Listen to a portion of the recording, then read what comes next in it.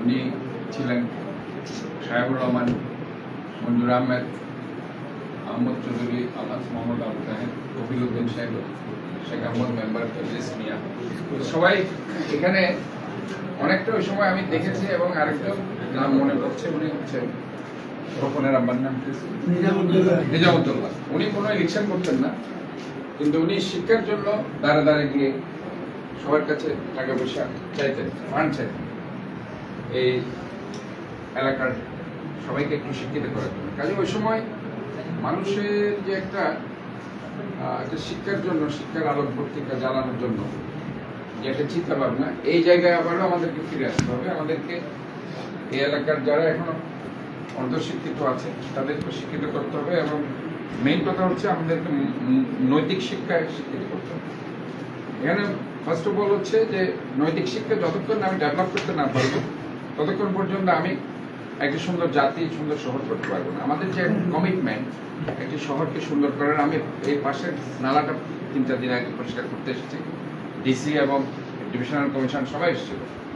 এখানে ল্যাব, তোষক, আপনার প্লাস্টিক পলিথিন তো আছেই, আর একটা কৃষিখাল, বিকল্প খাল, এটা কৃষিখালের সব একই অবস্থা। এই যে এটা সচেতনতার অভাব। আমি খালকে গার্বেজ স্টেশন হিসেবে ব্যবহার করছি কেন?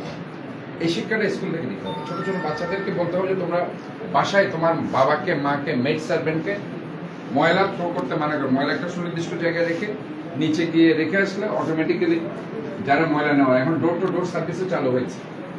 ডোর টু ডোর সার্ভিসের ক্ষেত্রে আমি স্ট্রিক্টলি বলে দিয়েছি, যারা 100 টাকা করে যারা মাসে নেয় তারা সেটা কেটে 50 টাকা করে সেটা নিবে।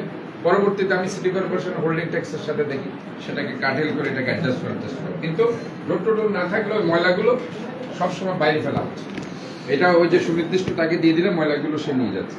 এই জিনিসগুলোর সাথে সম্পৃক্ত হতে হবে। আর স্কুল থেকে শিক্ষা দিতে হবে। একটা বাচ্চাকে, এটা ক্লাস আপনারা তো বোধহয় 6 থেকে নাকি, 5 থেকে 5-6 এর বাচ্চাকে ডাকবেন, চকলেট দিলেন, চকলেটের খোসাটা সে কোথায় একটা ডাস্টবিন রাখবেন, সে খোসাটাকে বাইরে ফেলছে না ডাস্টবিনে ফেলছে, এগুলো টেস্ট করবেন। তখনই দেখবেন যে তার থেকে একটা সচেতন। তখন বাইরে ফেললে বলা যায় তোমার ডাস্টবিন আছে, ডাস্টবিনে ফেলো। আপনার যদি ডাস্টবিন না থাকে আমাকে বলবেন, আমি আমার যে ডাস্টবিন করেছি কিছু কিছু আমি নতুন নতুন ডাস্টবিন করেছি, প্রায় 4-5 হাজার এখন রেডি আছে, প্রায় 40-50 হাজার করার প্ল্যান আছে।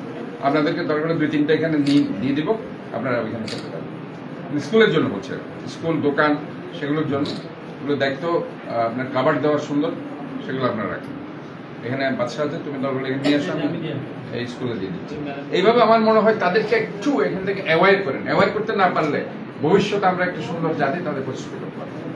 মেইন কথা হচ্ছে school health is very important. Child school health, এই চাইল্ড স্কুল হেলথ নিয়ে আমি এখন জোর দিচ্ছি। তো this is the first time in চেককম, but I am trying my level best. আমি এখানে ধরুন অলরেডি স্কুল চাইল্ড হেলথ স্পেশালিস্টদের সাথে কথা বলেছি, they are very much interested to come. এখানে বেশ কয়েকটা ডক্টর আসবে, তারা বাচ্চাদেরকে স্ক্রিনিং করবে, তাদের কোনো প্রবলেম আছে কিনা, সাইকোলজিক্যালি প্রবলেম আছে কিনা, সো দ্যাট আমার মনে হয় এইভাবে আমরা এটা করতে পারি। আর mainly hygiene, cleaning and hygiene, আর ডায়েট অ্যান্ড নিউট্রিশন সম্বন্ধে সজাগ রাখবে, যাতে করে ঠিকমতো বাচ্চাটা খেয়ে আসছে কিনা। সকালে নাস্তাটা স্কিপ করতে কখন দেবে না, নাস্তা ছাড়া কেউ যাতে না আসে। মিনিমাম 1 গ্লাস দুধ, একটা ডিম আর একটা কলা, তারা যাতে খেয়ে আসে। কারণ ফুল টাইমটা এখানে স্কুলে দিতে হচ্ছে। কাজে ব্রেইন ডেভেলপ করতে হলে, মনোযোগী হতে হলে, ক্যাচ করতে হলে, পড়াকে ব্রেইনে ধারণ করতে হলে nutrition, balance diet is very important. What I say, যে কলা, দুধ, ডিম একদম মিনিমাম, এগুলি খুব দ্রুত খাওয়া যায়। আর বিভিন্ন বিস্কিট টিস্কিট, রুটি মুটে গেলে গরম করতে লাগে, এই করতে অনেক সময় লাগে। বাট এই 2-3টা জিনিস আপনি বাচ্চার সামনে দেবেন, সেখানে চলে আসবে। আমি আপনাদেরকে ধন্যবাদ জানাচ্ছি। ইনশাল্লাহ আমার যদিও প্রথম মিটিং আমার খুব ভালো লাগছে। এটা আমার নিজেরই এলাকা, এখানে আমি বড় হয়েছি।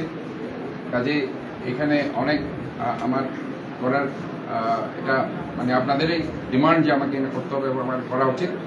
এবং যদ্দূর পারা যায় আমি ইনশাল্লাহ এই এলাকাটাকে সুন্দর করার জন্য, ওভারঅল বাকলিয়াকে একটি মডেল শহর করার জন্য আমার চিন্তাভাবনা আছে। সো আমি আপনাদেরকে ধন্যবাদ জানাচ্ছি এবং আপনাদেরকে আবারও বলছি যে কোনো ব্যাপারে আমার সার্বিক সহযোগিতা থাকবে এবং আপনাদের ইনশাল্লাহ যে কোনো ব্যাপারে আমাকে জানাতে পারবেন। আর এখানে আশা করি যে প্রবলেমগুলো আপনারা ফেস করেছেন এতদিন, এগুলো আর ফেস করা লাগবে না। অনেক সমস্যা আপনারা আমি জানি ফেস করেছেন, তো সোফার আর করা লাগবে না। আপনারা সুন্দরভাবে পড়াশোনা করাতে থাকেন এবং বাচ্চাদেরকে একটা সুন্দর মনের বাচ্চা হিসেবে, একটা আলোকিত মানুষ হিসেবে পড়াশোনা করতে চেষ্টা করেন। ধন্যবাদ সবাই।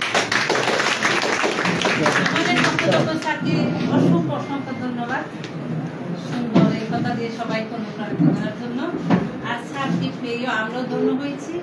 উনি ওনার এই মূল্যবান সময় দিয়ে যথাসময়ে আমাদের এসে আমাদের অনুপ্রাণিত করছেন, তার জন্য আমরা আপনার কাছে কৃতজ্ঞতা প্রকাশ করছি। ধন্যবাদ। আসসালামু আলাইকুম।